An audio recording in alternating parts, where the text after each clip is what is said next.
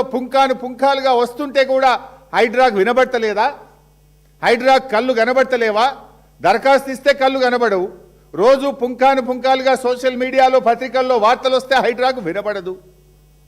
అంటే పేదోడుకో న్యాయం పెద్దోడుకో న్యాయమా? హైడ్రా ఎందుకు స్పందించదు? రేవంత్ రెడ్డి డైలాగులు అసెంబ్లీలో కొట్టినావు కదా, ఎవరిని వదిలా, నా తమ్ముడిని వదిలా, పొంగులేటిని వదిలా, మరి ఇండ్లు ఎందుకు వదిలిపెడుతున్నావు? ఈడ 7,000 కోట్ల వెనుక మీరు ఉన్నారు కనుకనే వదిలిపెడుతున్నారు. Why are you not acting on this? ఎట్లా ఈ నిమిషానికి అక్కడ బౌన్సర్లు ఉన్నారు? ఇప్పుడు ఆ మహిళా రైతులు చెప్పిండ్రు, నా బాయి కాడికి నా పొలం కాడికి నన్ను బోనిస్తలేరు, పోతే నా భర్తను బౌన్సర్లు పిసికి ఒత్తి పడేసిండ్రు. నా భర్త ఒక నెల రోజుల దాకా మంచం మీదకి వెళ్ళి లేవలేదు అని చెప్పి ఏడ్చుకుంటూ ఆ చెల్లె చెప్తా ఉంది. ఎట్లా బోనియరు వాళ్ళను? తాతలు ముత్తాతలు తండ్రుల నుంచి వాళ్ళు భూముల కాడికి పోయే భూముల దగ్గరికి వాళ్ళను బోని అనే పరిస్థితి జరుగుతాయి. అసలు ఈ రాష్ట్రంలో హైదరాబాద్లోనే గూండాలు పోలీసులు మిలాఖపత అయిపోతే ఇంకా పేదవాడికి న్యాయం ఎక్కడిది? ఇవాళ ఎంత దుర్మార్గం అంటే, ఇవాళ హైడ్రా కమిషన్కు వాళ్ళు దరఖాస్తు ఇచ్చి దండం పెట్టి వస్తే కూడా స్పందిస్తలేరు. ఆర్డీఓ పట్టించుకోడు. వాస్తవానికి ఆర్డీఓ క్రిమినల్ యాక్షన్ తీసుకోవాలి. RDO is the custodian of this land. ఈ భూమిని కబ్జా చేస్తే ఆర్డీఓ గారు ఏం చేయాలి? ఆ కబ్జాను తొలగించి తన ఆధీనంలోకి తీసుకోవాలి. వాళ్ళెవరైనా అడ్డం వస్తే క్రిమినల్ యాక్షన్ తీసుకునే అధికారం కూడా ల్యాండ్ సీలింగ్ యాక్ట్ ఆర్డీఓ గారికి ఇచ్చింది. ఎందుకు ఆర్డీఓ మౌనంగా ఉన్నాడు? ఎందుకు హైడ్రా మౌనంగా ఉన్నది? ఈ మౌనం వెనుక ఉన్న మర్మం ఏందో ఇప్పుడు బయట పెడతా. ఇందులో ఇంకో విషయం కూడా చెప్పాలి. ఈ భూముల్లో ఈ 374 ఎకరాల్లో ఎందుకు చెప్తున్నదంటే, రేవంత్ రెడ్డి పెద్ద పెద్ద డైలాగులు దంచుతుంటాడు. ఏమే చెరువులు కాపాడినాం, ఇక మా అంత మంచిగా చెరువులు ఎవడు కాపాడనే లేదు, నేను ఉద్ధరిస్తున్నా, పీక్ పడగొడుతున్నా అంటాడు రేవంత్ రెడ్డి. ఆ సంగతి కూడా చెప్పాలి. ఇప్పుడు ఈ 374 ఎకరాల్లో లచ్చమ్మకుంటున్నది ఒకటి. ఈ భూమి మధ్యలో లచ్చమ్మకుంటున్నది. ఈ లచ్చమ్మకుంట FTL 17 ఎకరాలు, 6 ఎకరాలు బఫర్ జోన్, అంటే మొత్తం 23 ఎకరాల చెరువు ఉన్నది.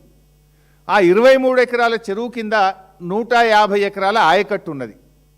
ఇప్పుడు ఈ కంపెనీలు ఏం చేస్తున్నాయి? అసలు ఈ కంపెనీలకు హక్కే లేదు. ల్యాండ్ సీలింగ్ యాక్ట్ ప్రకారం there is no right for any sale deed or any agreement, any land purchase sale deed. ఆ కంపెనీలు ఏం చేస్తున్నాయి? ఇప్పుడు ఆ లచ్చమ్మకుంట చెరువుకు ఉండేటువంటి ఫీడర్ ఛానల్స్ అన్ని ధ్వంసం చేసారు. మొత్తం ఆ చెరువులోకి నీళ్ళు వచ్చే ఫీడర్ ఛానల్ను ఎక్కడికక్కడ మూసివేసిండ్రు. అయినా ఇప్పుడు ఈ నిమిషానికి పోతే కూడా లచ్చమ్మకుంట చెరువులో నీళ్లు ఉన్నాయి. వర్షపు నీరంతా అనకే పోతుంది. ఇప్పుడు ఇయాల పోయి చూస్తే కూడా లచ్చమ్మకుంట చెరువులో నీళ్లు ఉన్నాయి. వాడు మొత్తం ఫీడర్ ఛానళ్ళు బంద్ పెట్టి లచ్చమ్మకుంట చెరువులకు నీళ్లు పోకుండా చేసి ఇవాళ కబ్జా చేస్తే, మరి చెరువులు కాపాడటాన్ని హైడ్రా కమిషనర్ రంగనాథ్ ఎందుకో కళ్ళు మూసుకున్నాడు. ఏం రంగనాథ్, నీకు చెవులు వినబడతలేవా? ఇప్పుడు నేను అడుగుతున్నా, రేపు పొద్దుగాలవా? నువ్వు పోతావా నేను పోవాలనా? నువ్వు పోకపోతే నేను పోతా రేపు పొద్దుగాల, మా ఎమ్మెల్యేలను తీసుకొని, మా పార్టీ పోతుంది.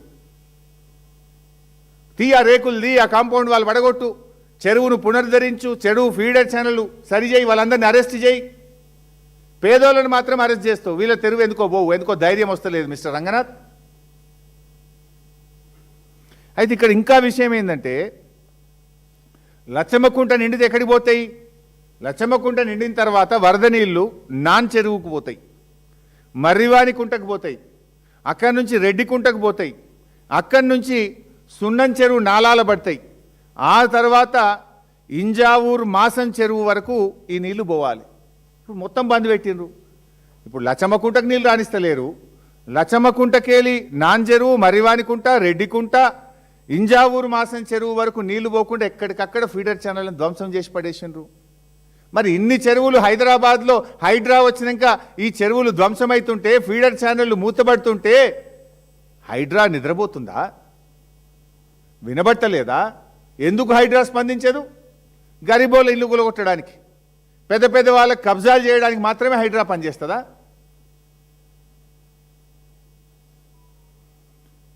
ఇలా ఇంకో విషయం ఉంది. ఇటు చెరువుల కబ్జా, ఇంకో దిక్కు గుట్టల కబ్జా.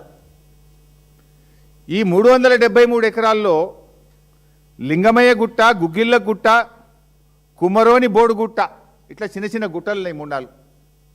ఈ 373 ఎకరాల్లో 80 నుంచి 100 ఎకరాల గుట్టలున్నాయి. ఖతం కాంగ్రెస్ వచ్చింది, గుట్టలు మాయం. దంచి పడేసారు గుట్టల్ని, కోట్లు కోట్లు సంపాదించారు.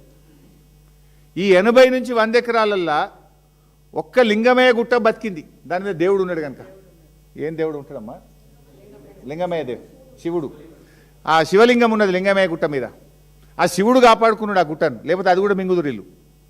ఆ లింగమయ్య గుట్ట మీద 12 ఎకరాల గుట్ట మీద శివుడు ఉన్నాడు కనుక ఆ శివుడు ఆ గుట్టను కాపాడుకున్నాడు. 12 ఎకరాలు తప్ప మిగతా 80 ఎకరాలు మింగేసిండ్రు. 80 ఎకరాలు మొత్తం గుట్టల్ని మైనింగ్ చేసిండ్రు, గుట్టలను కరగదీసిండ్రు. ఆ రాళ్ళు అమ్ముకున్నారు, మట్టి అమ్ముకున్నారు, కోట్లు సంపాదించారు కొడుకులు. మరి ఈ మైనింగ్ డిపార్ట్మెంట్ ఏం చేస్తుంది? హైడ్రా ఏం చేస్తుంది? ఆర్డీఓ ఏం చేస్తుండు? కలెక్టర్ ఏం చేస్తుండు? 80 ఎకరాల గుట్టలు హైదరాబాద్ నడిబొడ్డున మాయమైపోతుంటే నిద్రపోతుందా నీ గవర్నమెంట్ రేవంత్ రెడ్డి? మాట్లాడితే పెద్ద పెద్ద ఇక ప్రతిపక్షం అడగంగానే a CBI case, CID case, ఎందో ఎంక్వైరీ మా మీద వేస్తావు, కానీ వీటి మీద ఎందుకు చేయవు? ఇందులో ఎంత వాటా ఉన్నది నీకు? వాటా లేకపోతే ఎందుకు ఇవి అడ్డుకుంటలేవు? నువ్వు గుట్టలు మాయమైన అడ్డుకోవు, చెరువులు మాయమైన అడ్డుకోవు, గుండాలొచ్చి గోడలు పెట్టి ఫెన్సింగ్ చేస్తే అడ్డుకోవు. మైనింగ్ డిపార్ట్మెంట్ ఏడబోతుంది మరి? గుట్టలు గుట్టలు రాళ్ళు రాళ్ళు మొత్తం కరగదీస్తున్నారు కదా, తెగ నమ్ముకుంటారు కదా మొత్తం. ఇది కాంగ్రెస్ వచ్చినాకనే మాయం గుట్టలు. కాంగ్రెస్ వచ్చేదాకా ఎవడు కన్నెత్తి చూడలే. కాంగ్రెస్ రాగానే గుట్టలు మాయం, చెరువులు కబ్జా, భూములు కబ్జా, చుట్టూ కాంపౌండ్ వాల్ పెట్టుడు, రైతులను ఓనియకపోవుడు. అరే వాళ్ళ గొర్రెపిల్లలు పోతుండే పాపం, కొంతమంది యాదవులు ఉంటారాడ. గొర్రెపిల్లలు మేకపిల్లలు ఆ గుట్ట మీద పోయి మేస్తుండే. ఇప్పుడు అటాంకలు గొర్రెపిల్లలు ఓనిస్తలేరు, మేకపిల్లల్ని ఓనిస్తలేరు, మనుషుల్ని ఓనిస్తలేరు. ఇప్పుడు మూగజీవాలను కూడా ఆగం పట్టించారు. మనుషుల్ని ఆగం చేశారు, మూగజీవాలను కూడా ఆగం పట్టారు.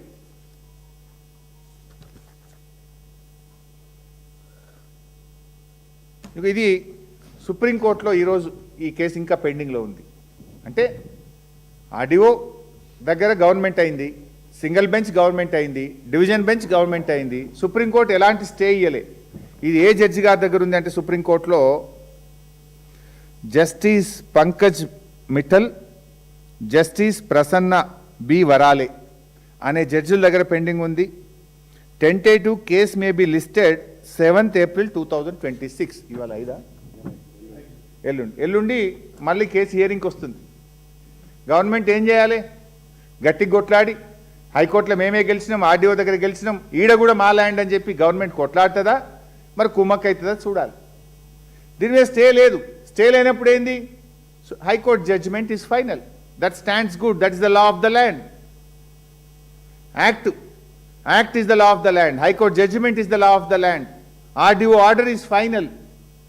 మరి ఎందుకు హైడ్రాబో కాపాడతలేదు, ఎందుకు ఆర్డీఓ స్పందిస్తలేడు అనేది ఇష్యూ ఇక్కడ. Now coming to the point. ఇక చిత్ర విచిత్రాలు చూడండి. ఇక వీళ్ళ కథ.